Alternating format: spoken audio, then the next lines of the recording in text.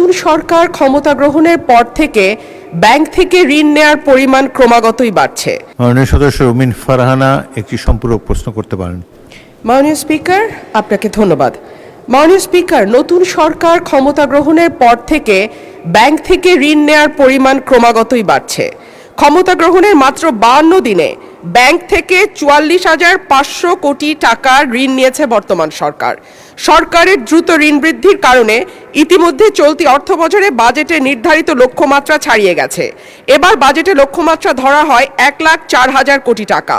সেখানে চলতি অর্থবছরের জুলাই থেকে 9 এপ্রিল পর্যন্ত সরকার ঋণ নিয়েছে 1,12,761 কোটি টাকা, যা লক্ষ্যমাত্রার 108%। এর মধ্যে অন্তর্বর্তী সরকার জুলাই থেকে 16 ফেব্রুয়ারি পর্যন্ত নেয়া ঋণ 68,229 কোটি টাকা। বাংলাদেশ ব্যাংকের প্রতিবেদন থেকে এই তথ্য পাওয়া গেছে।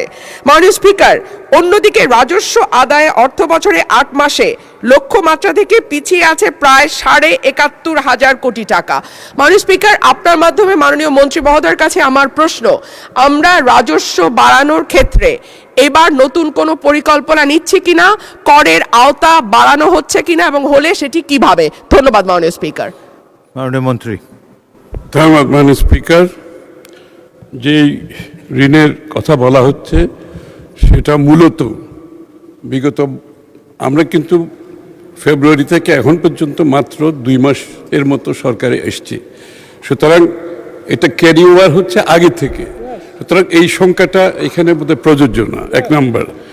2 নম্বর হচ্ছে বিএনপির যে অর্থনৈতিক পলিসি সেটা হচ্ছে স্থানীয় ব্যাংক থেকে ঋণ কমিয়ে আনা, এবং আমি নিশ্চিতভাবে আপনাদের বলতে চাই আগামী বাজেটে তার পরবর্তী সময়ে আপনারা দেখতে পাবেন আমরা প্রায় সরকার স্থানীয় ব্যাংক থেকে ঋণ কিভাবে কমিয়ে আনছি ক্রমান্বয়ে, এবং এটার প্রতিফলন আপনারা আগামী দিনে দেখতে পাবেন, এই বাজেটেও দেখতে পাবেন। তো সুতরাং ঋণ যেটা বিগত দিনের তো অনেক লাইবিলিটি আমরা গ্রহণ করেছি, এখন আমি তো আগেই বলেছি ব্যবসা বাণিজ্যের যে অবস্থা, ট্যাক্স জিডিপির কথা যখন আপনি বলেন, আমি তো ব্যবসার অবস্থা এতক্ষণ ধরে আপনাদেরকে বললাম, যেখানে ব্যবসায়ীরা এক্সিস্টেন্সিয়াল থ্রেটে আছে, তো ব্যাংকের রিপেমেন্ট করতে পারছে না, তার স্টাফদের বেতন দিতে পারছে না, ফ্যাক্টরিগুলো রিডান্ডেন্ট হয়ে যাচ্ছে, এগুলো আগের থেকে ক্যারি ওভার সব। তো সেই ক্ষেত্রে ট্যাক্স জিডিপি যেটা আমরা রেখে এসেছিলাম অনেক উপরে, সেটা বিগত সরকারগুলো কমিয়ে কমিয়ে সাথে নিচে নেমে আসছে। আবার এটা আমরা যেখানে রেখে আসছিলাম ওখানে তুলতে হলে মাননীয় স্পিকার একটু সময় দিতে হবে, কিন্তু বিএনপি সরকার সেই কাজটা ভালোভাবে সম্পন্ন করবে, আমি আপনাকে নিশ্চিতভাবে বলতে পারি।